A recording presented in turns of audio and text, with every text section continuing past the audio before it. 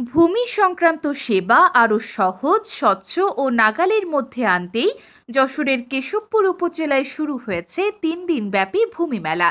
আজ সোমবার 25শে মে কেশবপুর উপজেলা ভূমি অফিস চত্বরে এই মেলার আনুষ্ঠানিক উদ্বোধন করেন উপজেলা নির্বাহী অফিসার রেক্সোনা খাতুন। ডিজিটাল ভূমি ব্যবস্থাপনায় জনগণের অংশগ্রহণ, এই স্লোগানে আয়োজিত মেলায় ভূমি বিষয়ক নানা সেবা সরাসরি দেওয়া হচ্ছে জনগণকে। জমির খাজনা প্রদান, অনলাইন নামজারি, পর্চা ও দাখিলা সংগ্রহ, ভূমি উন্নয়ন কর পরিশোধ সহ বিভিন্ন ডিজিটাল সেবা প্রান্তিক পর্যায়ে পৌঁছে দিতে নেওয়া হয়েছে এই উদ্যোগ।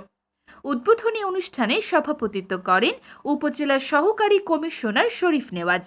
অনুষ্ঠানে আরও উপস্থিত ছিলেন কেশবপুর উপজেলা বিএনপির সাধারণ সম্পাদক আব্দুর রাজ্জাক, কেশবপুর পৌর জামায়াত ইসলামীর সভাপতি জাকির হোসেন, উপজেলার সকল ইউনিয়ন ভূমি অফিসের কর্মকর্তাবৃন্দ এবং স্থানীয় গণ্যমান্য ব্যক্তিবর্গ।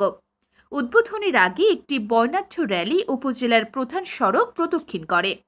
মেলায় স্থাপিত স্টলগুলোতে ভূমি অফিসের কর্মকর্তারা সরাসরি নাগরিকদের সেবা দিচ্ছেন ওয়ান স্টপ সার্ভিসের আদলে। খতিয়ানে যতটুকু জমি আছে সেই জমি সম্পূর্ণ খাজনা পরিশোধ করতে হবে।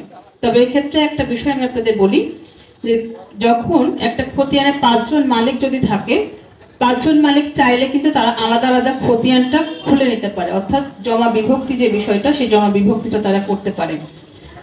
যে 1170 টাকা ফি আছে সেই ফিটা পরিশোধ সাপেক্ষে সে একটা আলাদা খতিয়ান খুলতে পারে, এবং তাহলে ওনার যে নির্দিষ্ট অংশটা, তাহলে সেই নির্দিষ্ট অংশের খাজনায় ওনাকে পরিশোধ করতে হবে। আপনারা জানেন ভূমি সেবা আরো সহজলভ্য করার জন্য একটা হটলাইন নাম্বার চালু করেছে 16122। এই হটলাইন নাম্বারে কল করে যে কোনো ব্যক্তি ভূমি সংক্রান্ত যে কোনো সমস্যা ওনাদেরকে জানাতে পারেন। ওনারা কিন্তু সংশ্লিষ্ট ভূমি অফিসে এই সংক্রান্ত তথ্য আবার প্রেরণ করে যে এরকম একটা বিষয় আছে বা এই ধরনের একটা কমপ্লেন আছে, তখন এসিল্যান্ড ওই প্রবলেমটা সলভ করে। আপনাদের কাছে আমার উদাত্ত আহ্বান থাকবে, আপনারা সঠিক সময়ে আপনাদের ভূমি উন্নয়ন করটা পরিশোধ করবেন, আপনাদের যাদের ভিপি সম্পত্তি আছে ভিপি সম্পত্তিগুলো নবায়ন করবেন, এবং অন্যান্য সকল সেবা যেগুলো আছে যদি কোনো কিছু দরকার হয় আপনাদের সংশ্লিষ্ট এসিল্যান্ডের সাথে যোগাযোগ করবেন এবং তার কাছ থেকে সকল ধরনের সহযোগিতা আপনারা পাবেন। আমরা বিভিন্ন অঞ্চল থেকে এলাকা থেকে কেশবপুরে এসেছি কেশবপুরের মানুষের জনগণকে সেবা দেওয়ার জন্য।